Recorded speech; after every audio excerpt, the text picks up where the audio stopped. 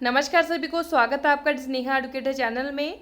तो लगातार ये तीसरा लाइब्रेरियन का पेपर है आपका DSSB का, जिसका पोस्ट कोड है 10/17। इससे पहले हम 206/14 का पेपर सॉल्व कर चुके हैं और आपका जो 9/17 का पेपर भी आपका आ चुका है। उन दोनों के लिंक आपको चैनल पर मिल जाएंगे, डिस्क्रिप्शन बॉक्स में आप देख सकते हैं। तो आज का हम पेपर देखते हैं। तो दोनों ही आपका इंग्लिश मीडियम और हिंदी मीडियम में आप दोनों ही प्रश्न जो है देख पाएंगे। तो इसमें सबसे पहला प्रश्न जो है लाइब्रेरी साइंस से रिलेटेड, भारत में विश्वविद्यालय शिक्षा अनुसंधान में प्रसिद्ध नेटवर्क अभिकरण है। इसको आप इंग्लिश में भी देख सकते हैं। In India the popular network agencies in university education research is. तो इसको हम जो लिखते हैं उसको लिखते हैं, जो आपके यहाँ पर आ जाएगा @academic.in से लिखते हैं इससे पहले जो भी नाम होगा। तो इसका जो राइट आंसर होगा आपका सी ऑप्शन हो जाएगा। नेक्स्ट क्वेश्चन है, सोशल मीडिया में वर्तमान में प्रसिद्ध अनुप्रयोग है। Currently the popular applications in social media are. तो देखें तो व्हाट्सएप भी है, फेसबुक है, ट्विटर है, तीनों ही है। तो इसका जो राइट आंसर होगा ऑल ऑफ द अबाउ होगा, डी ऑप्शन। तो इस पेपर को सॉल्व करते हुए आपको ये भी देखना है, जिन लोगों ने पहले से तैयारी कर रखी है तो उसको आप मॉक टेस्ट की तरह लीजिए। तो अपना जो भी स्कोर रहे वो आप ज़रूर शेयर कीजिए। किसी भी क्वेश्चन में क्वेरी हो तो आप कमेंट बॉक्स में बता दीजिएगा, और आप सभी लोग कमेंट बॉक्स ज़रूर चेक करें। और इसका PDF जो है आपको टेलीग्राम चैनल पर मिल जाएगा। हाल ही में निधि अंतरण हेतु व्यापक रूप से प्रयोग होने वाला तरीका है। तो ये है आपका क्या, currently which mode is use popularly for fund transfer. तो फंड ट्रांसफ़र करने के लिए हम गूगल पे भी यूज़ करते हैं, पेटीएम और NEFT भी। तो इसका जो तीनों ऑप्शन जो है उक्त सभी, इसका राइट आंसर जाएगा डी ऑप्शन। आजकल ATM में धनाहरण CBS के माध्यम से किया जाता है। CBS का अर्थ क्या है? तो CBSE का होगा कोर बैंकिंग सोल्यूशन। तो इसका जो राइट आंसर है ए ऑप्शन। भारत में लोकप्रिय नेटवर्क जिसमें ज़्यादा पुस्तकालय सदस्य के रूप में है, तो वह है आपका डेल नेट। और डेल नेट की स्थापना जो कब हुई थी, 1988 में हुई थी, डेल नेट। नेक्स्ट क्वेश्चन है, भारतीय विश्वविद्यालय प्रणाली में मान्यता हेतु लोकप्रिय निकाय है, तो वह है आपका NAAC, बी ऑप्शन।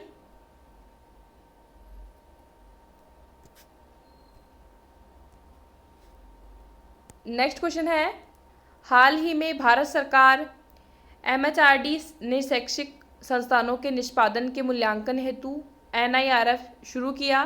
तो NIRF का जो अर्थ बताना है, इसकी फुल फॉर्म क्या होगी?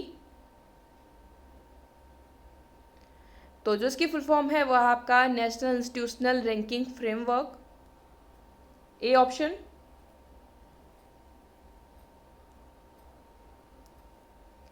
भारत में तकनीकी शिक्षा AICTE द्वारा अनुमोदित और संयमित की जाती है। तो AICTE की फुल फॉर्म आपको बतानी है।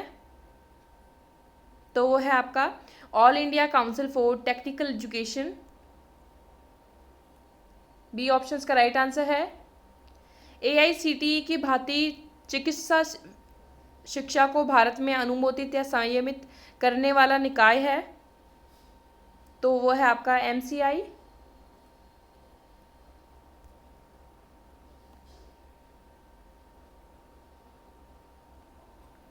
तो जिसका है medical council of India. Next question है, भारत में इलेक्ट्रॉनिक संसाधनों हेतु बनाया गया है राष्ट्रीय कोष है, तो वो है आपका राष्ट्रीय डिजिटल पुस्तकालय। तो इससे संबंधित इंपॉर्टेंट फैक्ट्स भी आपको जानने चाहिए। तो इसकी स्थापना जो है 2018 में हुई थी, और कहाँ पर हुई थी? IIT खड़गपुर में। और ये क्वेश्चन आपका आया हुआ भी है, ए ऑप्शन का राइट आंसर है। नेक्स्ट है, इंटरनेट सेवा प्रदाताओं द्वारा उपलब्ध कराए गए कनेक्टिविटी विकल्पों का प्रकार है, तो वो आपके तीनों ही है, ये डायल अप, लीज्ड लाइन्स और VSAT। तो डी ऑप्शन का राइट आंसर है।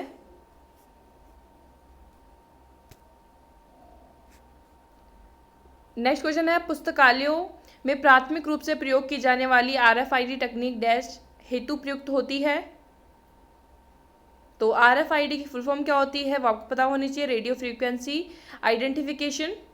तो ये यूज़ होती है प्रतिभूति के लिए। A option. ISBN और ISSN मानक डैश को दिए जाते हैं, तो ये दिए जाते हैं किताबें और सीरियल्स को, बुक्स एंड सीरियल्स को, बी ऑप्शन।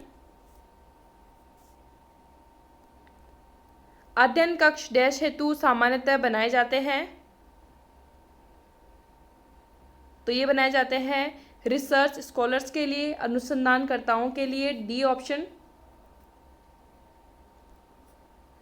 पुस्तकालय में वित्तीय अंतरण का निरीक्षण या समीक्षा डैश कहलाते हैं, तो ये कहलाते हैं लेखा परीक्षण, ऑडिटिंग। पुस्तकालय बजट निधि में डैश निधि अन्य उद्देश्यों के लिए प्रयोग नहीं किया जा सकता, तो जो रिकरिंग है, आवर्ती है, वो प्रयोग नहीं की जा सकती है, ए ऑप्शन। बाकी की जा सकती है, ए ऑप्शन का राइट आंसर है। नेक्स्ट है डैश पुस्तकालयों के लिए व्यय के मदों को निधि आवंटन हेतु डेटा आवक के रूप में लेता है, तो वो होता आपका प्रति व्यक्ति निधि के रूप में, तो बी ऑप्शन का राइट आंसर है, बी ऑप्शन। कौन सी पुस्तकालय बजट निधि अधिकतम भाग लेती है, तो वो लेती है आपकी बुक्स, ए ऑप्शन का राइट आंसर है।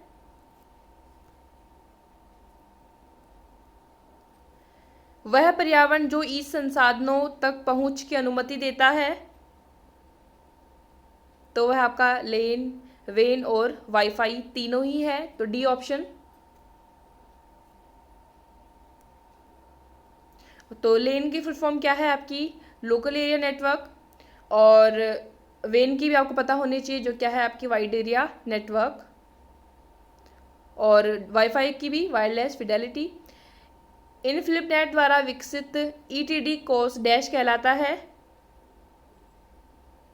तो ये कहलाता है आपका शोध गंगा, बी ऑप्शन।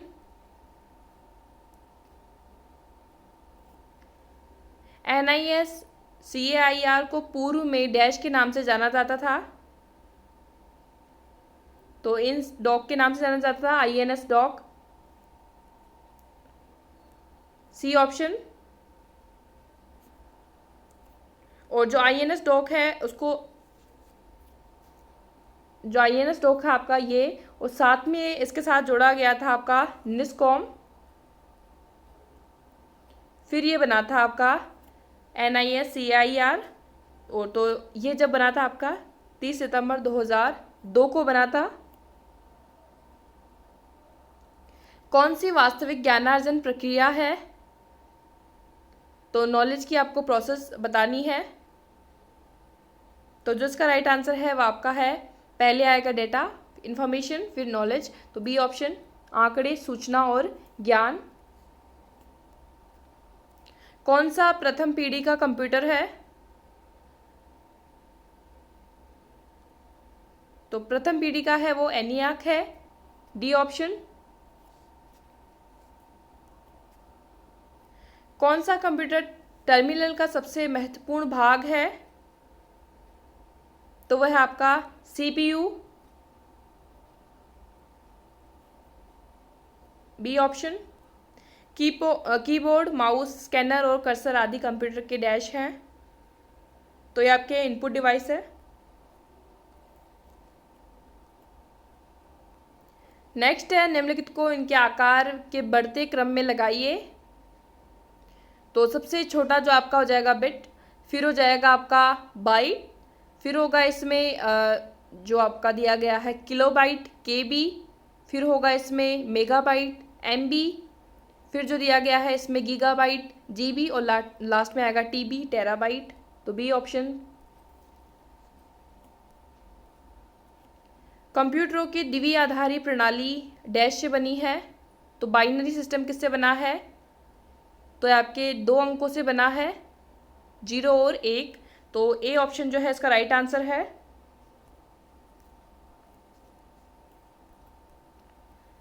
भारत में कंप्यूटर पहली बार किस वर्ष में प्रयोग किया गया था,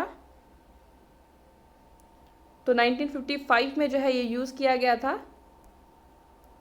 कंप्यूटर की आंतरिक मेमोरी इकाइयाँ हैं, तो इंटरनल मेमोरी यूनिट्स आपको बतानी है, तो वह आपकी रैम और रोम। रैम की फुल फॉर्म पता होनी चाहिए आपको। रैम की रैंडम एक्सेस मेमोरी और रीड ओनली मेमोरी रोम की है। विंडोज़, लिनक्स, यूनिक्स आदि डैश के उदाहरण हैं। तो ये आपकी ऑपरेटिंग सिस्टम है, डी ऑप्शन। नेक्स्ट क्वेश्चन है DBMS का पूर्ण विस्तार क्या है। ये काफ़ी बार जो एक्रोनिम है पूछा जाता है, फुल फॉर्म DBMS की। तो जो इसका राइट आंसर है वो आपका है database management system, B option. Next question है CDS/ISIS सॉफ्टवेयर। ये बहुत बार पूछा गया प्रश्न है KVS में, चाहे आपके RSMSB की लाइब्रेरी में और आपका इसमें DTPSB में, और इजी भी है। तो ये किसके द्वारा बनाया गया सॉफ्टवेयर है, यूनेस्को द्वारा, बी ऑप्शन। CDIS/ISIS का संवर्धित संस्करण है, तो वह आपका है संचय,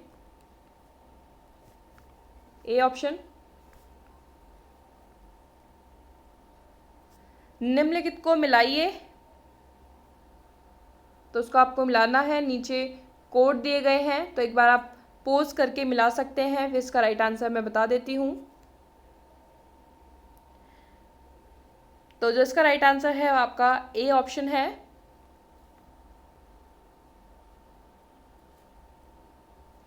तो लिप्यांतरण होता है पाठ्य को दूसरी भाषा में लिखने की विधि। ट्रेसिंग होता है जो मुख्य प्रविष्टि पर अतिरिक्त प्रविष्टियों के लिए शीर्षकों का अभिलेख। टर्मिनल जो होता है वो एक युक्ति को एक कंप्यूटर में इनपुट आउटपुट परिचालन करता है। थिसॉरस होता है विषय शीर्षकों की सूची प्रतिनिर्देशों सहित। तो ए ऑप्शन जो है इसका राइट आंसर हो जाएगा। कोहा डैश ई प्रिंट्स डैश है, तो ये है आपके open source software, A option. INFLIBNET का वार्षिक सम्मेलन कैलिबर है, और डेलनेट का सम्मेलन जो है वो क्या कहलाता है। तो इसका जो राइट आंसर है वो है आपका ए ऑप्शन।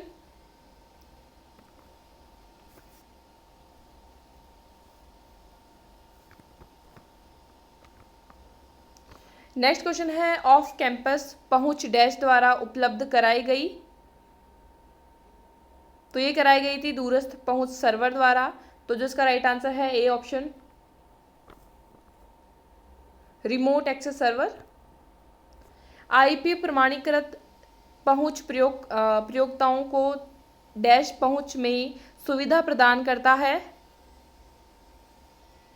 तो वो करता है लॉगिन प्रक्रियाओं के माध्यम से, थ्रू लॉगिन क्रेडेंशियल।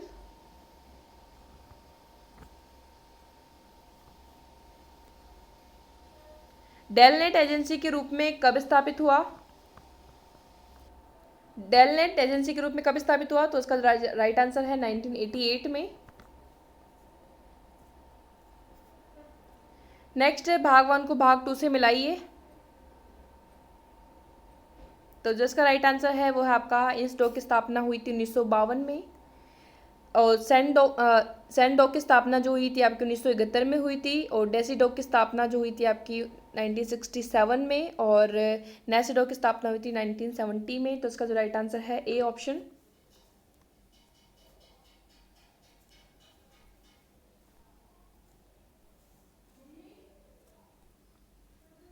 नेक्स्ट है इनके उद्देश्य और सामग्रियों के आधार पर निम्नलिखित को मिलाइए।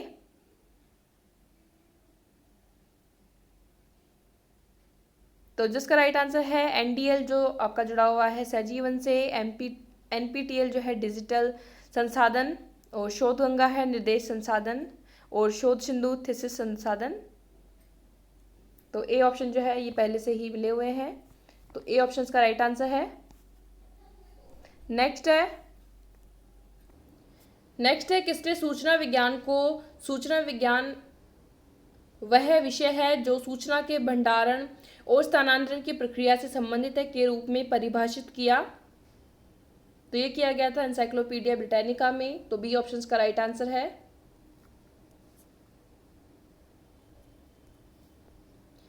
किसने सूचना समाज शब्द को परिभाषित विकसित किया? इंफॉर्मेशन सोसाइटी टर्म जो है किसने दी?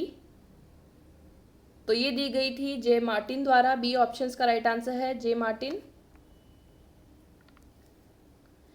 औपचारिक संप्रेषण क्या है? तो वो है आपका स्थानांतरण का मुद्रित प्रकार, प्रिंटेड मोड ऑफ ट्रांसफर।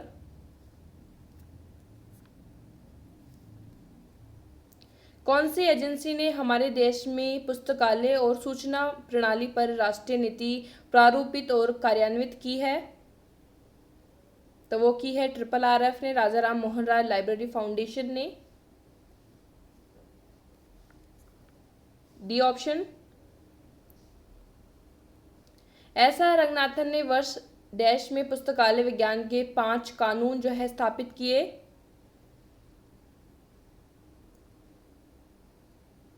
तो ये कब किए थे आपके? तो स्थापित जो है 1928 में, और पब्लिश जो हुए थे वो 1931 में हुए थे। तो इसका जो राइट आंसर हो जाएगा इसमें 1928 स्थापित, और पब्लिश जो हुए थे 1931 या 31 में। तो नेक्स्ट क्वेश्चन है, पुस्तकालय विज्ञान के चौथे कानून में किस मुख्य कारक पर विचार किया गया? तो ये समय पर किया गया था, टाइम पर। C option.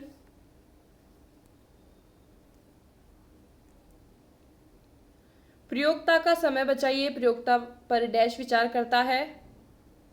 तो ये करता है पुस्तकालय परिसरों में। A option. पुस्तकालय विज्ञान का चौथा नियम डैश का नियम है? तो ये है आपका कस्टमर सेटिस्फिकेशन। B option. ग्राहक संतुष्टि। पुस्तकालय और सूचना सेवाओं की गुणवत्ता डैश पर केंद्रित होती है?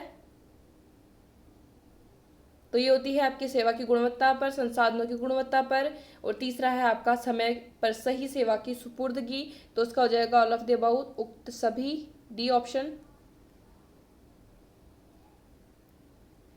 नेक्स्ट आपका सर्विकल मॉडल परशुरामन द्वारा विकसित किया गया, और इसके अनुसंधान टीम में वास्तविकता, विश्वसनीयता, प्रतिक्रियात्मकता, प्रतीति व सहानुभूति को सेवा गुणवत्ता की जांच आयामों के रूप में पहचाना गया, जो सेवा गुणवत्ता के ग्राहक के दृष्टिकोण पर गहरा प्रभाव डालती है। ग्राहक के दृष्टिकोण से यह मॉडल डैश को सबसे अधिक प्रभावशाली आयाम दर्शाता है? तो है आपका प्रतीति या फिर सहानुभूति। D option. सर्विकल मॉडल को संकेत लेते समय पुस्तकालय से संबंधित स्पर्शनीय है? तो है आपका तीनों ही, पुस्तकालय निर्माण, सुविधा और उपकरण, कार्मिकों का प्रकटीकरण। तो डी ऑप्शन।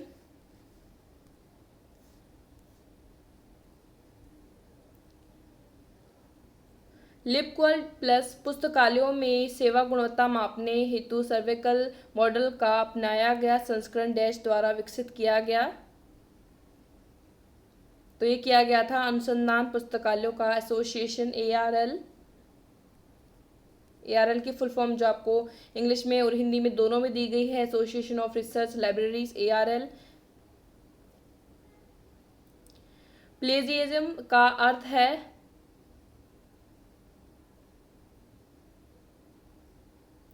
तो इसका जो राइट आंसर है वह आपका है डी ऑप्शन। इसका कहेंगे जो तीनों ऑप्शन ही है वो दिए गए हैं, परिच्छेदों को अक्षरण करना।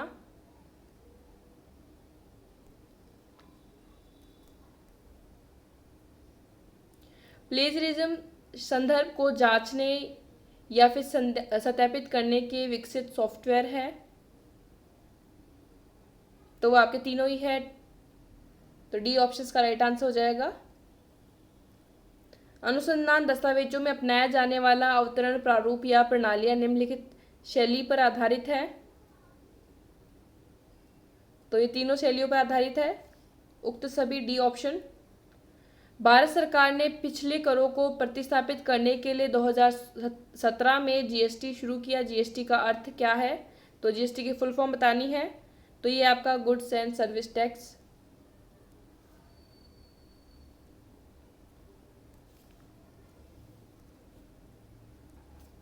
वह कारक जो संसाधन बंटवारे को प्रभावित करता है। तो आपके तीनों ही है, दस्तावेजों का बढ़ा हुआ मूल्य, पुस्तकालय स्थान बाधा, दस्तावेजों की बढ़ी हुई आयतन, तो डी ऑप्शन। नेक्स्ट क्वेश्चन में कोई राइट आंसर नहीं हो सकता है, ऑप्शन क्लोज है।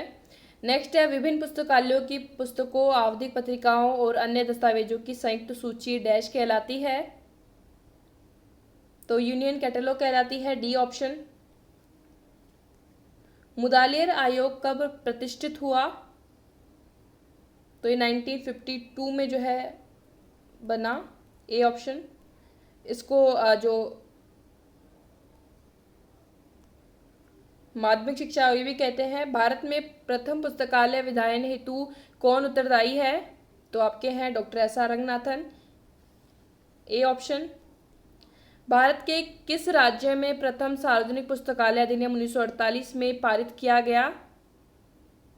तो ये मद्रास, मतलब तमिलनाडु में, तो बी ऑप्शन।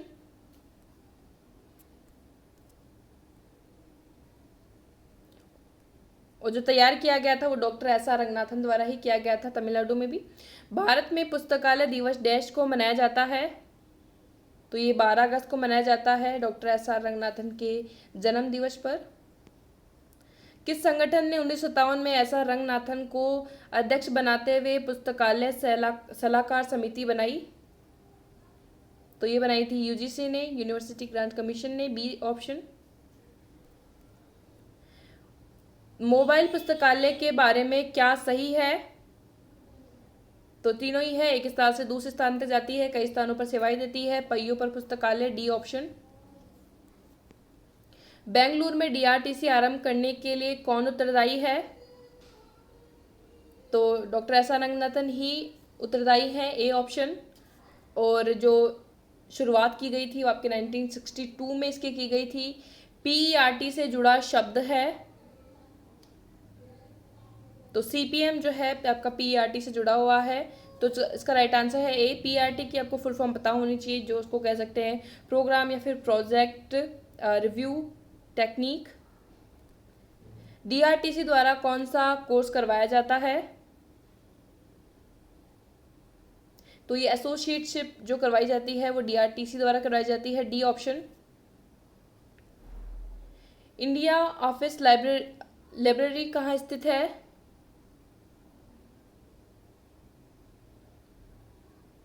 तो जो इसका राइट आंसर है वो आपका ग्रेट ब्रिटेन।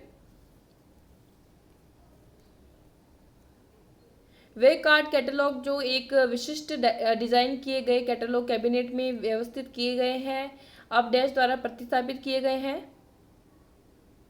तो ओपेक द्वारा, ए ऑप्शन। एक अधिग्रहण नियम कहता है कि अधिकृत किए गए संसाधनों को डैश मूल्य पर बहुत से प्रयोक्ताओं तक पहुंचाना आवश्यक है, तो कम मूल्य पर, सी ऑप्शन। तकनीकी शिक्षण या प्रसंस्करण में शामिल मुख्य कार्य है, तो वर्गीकरण और कैटलॉग बनाना दोनों ही, तो सी ऑप्शन, ए और बी दोनों। अलमारी पर रखी पुस्तकें जो पाठक से खो जाती है पुनः प्राप्त की जाती है, यह डैश, ये कार्य जो है डैश कहलाता है, तो क्या कहलाता है? ये कहलाता है सेल्फ रेक्टिफिकेशन, सी ऑप्शन। तो मिलान कीजिए, आव्यूह क्या है? तो ये है आपका एक वर्ग निर्देशांक उपविभाजनों की एक श्रृंखला। अधिग्रहण क्या है? तो ये है आपकी पुस्तकालय में उपार्जन संसाधनों की प्रक्रिया। वर्धित प्रविष्टि क्या है? तो ये है आपके सी ऑप्शन में जो दिया गया है, एक पुस्तक की द्वितीय कैटलॉग की प्रविष्टि। और आपका जो फोर्थ ऑप्शन AACR क्या है? तो ये है आपका कैटलॉग बनाने के नियमों में से एक है। और आर्काइव्स क्या है? तो ये आपका है तो ये हो जाएगा आपका जो बी ऑप्शन में दिया गया है, बचा है जो सार्वजनिक या ऐतिहासिक, तो इसका जो इस तरह से मिलान किया गया तो इसमें हो जाएगा आपका DECAB, तो ए ऑप्शन। शीर्षक पृष्ठ के उल्टी और मुद्रित रबर स्टैम्प जो अभिलेखों से संबंधित सूचना देता है और प्रत्येक अधिग्रहित पुस्तक का प्रसंस्करण डैश कहलाता है, तो ये आपका एसेशन स्टैम्प। एक्सटेंशन स्टैम्प, तो सी ऑप्शन।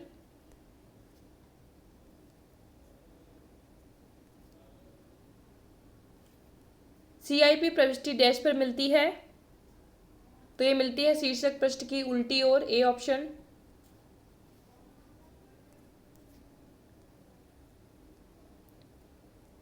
निम्नलिखित में से कौन सी मूल्यवर्धित सूचना सेवाएं हैं? तो इनमें से जो आपकी जो सामूहिक सेवा है और आपकी अनुसंधान रिपोर्ट या फिर बाजार सर्वेक्षण रिपोर्ट है, ये आपकी मूल्यवर्धित सूचना सेवाएं हैं, डी ऑप्शन। पुस्तकालय व्यवसाय में महिलाएं पुरुषों से अधिक हैं, इस कथन में चर पहचानिए। तो इसमें होगा आपका पुरुषों और महिलाएं निर्भर चर है, और आपका जो चौथा ऑप्शन है पुस्तकालय व्यवसाय एक स्वतंत्र चर है, तो डी ऑप्शन। प्रणालीगत नमूनाकरण है, तो ये हो जाएगा इसमें जो दो स्टेटमेंट जो है सही है। पहला आपका प्रायिकता नमूनाकरण का एक प्रकार है, तीसरा आपका जिसमें पहली इकाई यादृच्छिक रूप से चुनी है, तो ए ऑप्शन।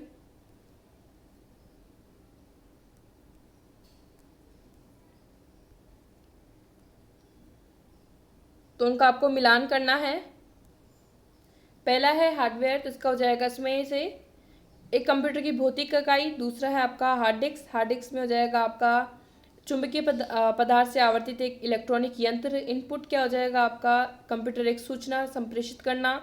माइक्रो प्रोसेसर जो है आपका एक चिप जिस पर सेंट्रल प्रोसेसिंग यूनिट लगाई जाती है। माइक्रो कंप्यूटर हो जाएगा आपका कंप्यूटर का एक प्रकार। तो इस तरह से आपका जो EACDB जो है ए ऑप्शन का राइट आंसर हो जाएगा। निम्नलिखित में से कौन सा समूह में नहीं है?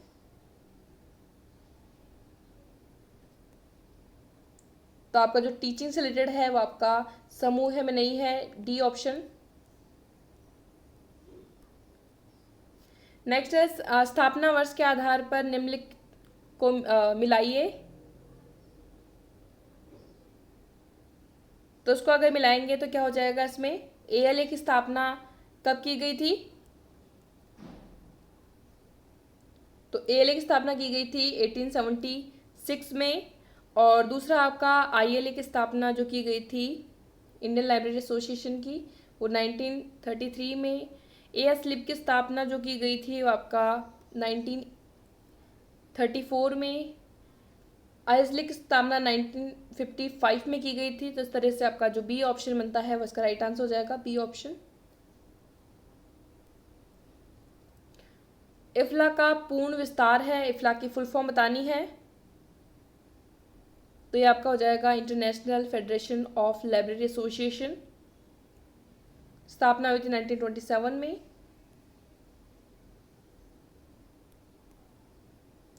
निम्नलिखित में से कौन सा समूह में नहीं है?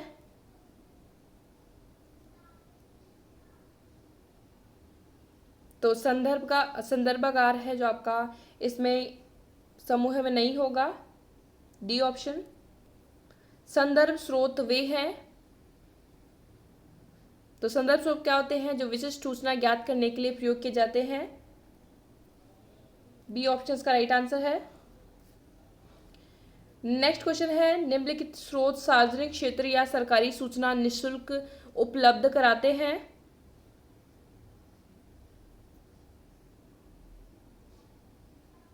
तो निःशुल्क कराते हैं आपके जो ORG वाली वेबसाइट है वो करवाती है, बी ऑप्शन। तैयार संदर्भ स्रोत वे हैं जो पिछले वर्ष के बारे में सूचना एकत्र करके वार्षिक रूप में प्रकाशित करते हैं, बी ऑप्शन। राष्ट्रीय विज्ञान पुस्तकालय, राष्ट्रीय विज्ञान डिजिटल पुस्तकालय, राष्ट्रीय यूनियन कैटलॉग डैश द्वारा प्रबंधित किए जाते हैं, तो निस्केयर द्वारा किए जाते हैं, बी ऑप्शन। कौन सा संगठन भारत में ISSN प्रदत्त करने के लिए उत्तरदायी है? तो ये आपका निस्केयर ही है, NISCEIR, ए ऑप्शन। लीजा का विस्तृत रूप है, तो ये आपका library and information science abstract, C option. और जो लीजा है वो आपकी मंथली में आती है, सॉरी जो मासिक रूप में आती है।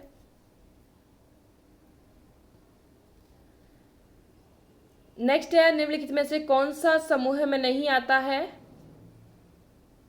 तो उनको आपको अलग हटाना है, जो इसमें थोड़ा चेंज होगा।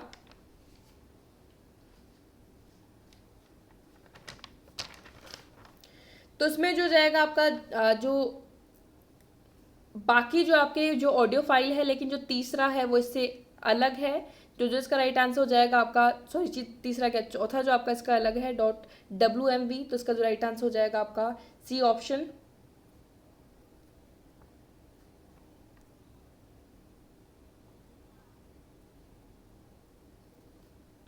निम्नलिखित में से कौन सा समूह का भाग जो नहीं है,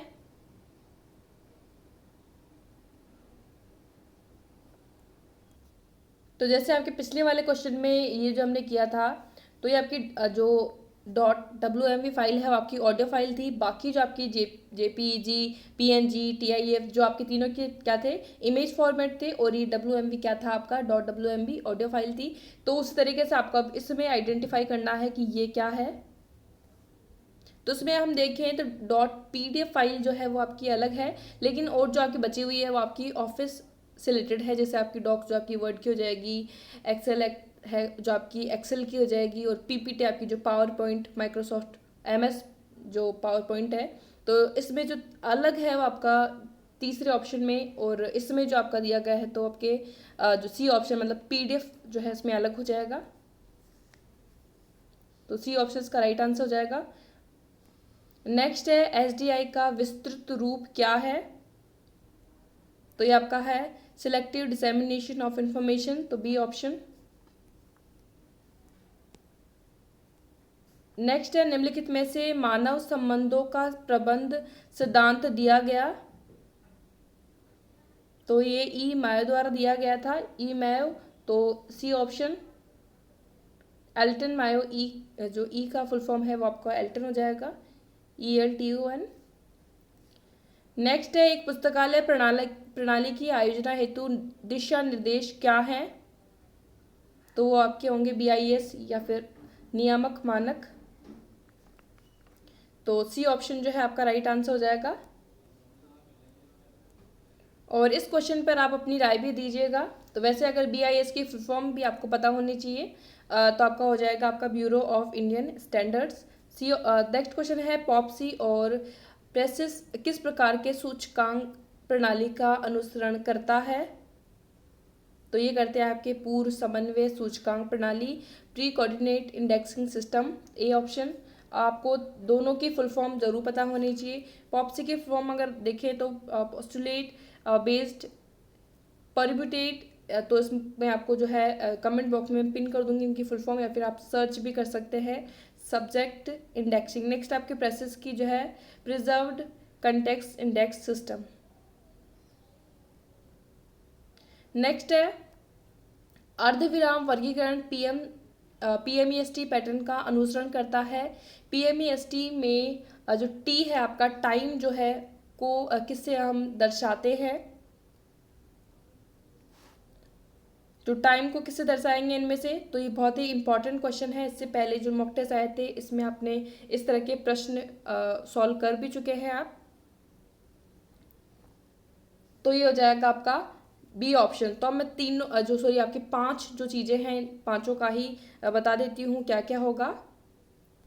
तो अगर पी जो है आपका, पी को हम डिनोट करते हैं, पर्सनालिटी को हम कोमा से डिलीट करते हैं, कोमा इस तरीके से, तो कोमा से डिनोट करते हैं।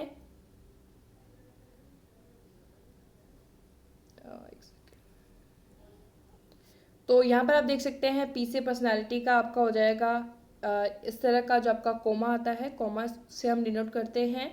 और एम मैटर को हम करते हैं सेमीकोलन से, डॉट और फिर ऊपर नीचे कोमा, इस तरह का। और फिर आपका है ई एनर्जी का आपका 2 डॉट जो ऊपर और नीचे, ठीक है, जिसको हम कॉलन कहते हैं, तो उसको हम एनर्जी को इस तरह से डिनोट करते हैं। और फिर आपका स्पेस बचा है स्थान, स्थान को केवल डॉट से, और टी जो है आपको उसको कहेंगे हम जो आपका इन्वर्टेड कॉमा होता है। तो इन्वर्टेड कॉमा अगर हम तीनों में ही देखें तो अगर सीधा सा आइडेंटिफाई कर पाते हैं तो इसमें आपका सी ऑप्शन जो भी आपको सही दिख रहा है, मुझे थोड़ा सा क्लियर नहीं है इनमें से, तो आप इन्वर्टेड कॉमा जो होगा उसको हम करते हैं टाइम को इन्वर्टेड कॉमा जिस तरह का होता है, तो आप इनमें से ऑप्शन में से देख सकते हैं इन्वर्टेड कॉमा जो है उससे हम डिनोट करते हैं टाइम को।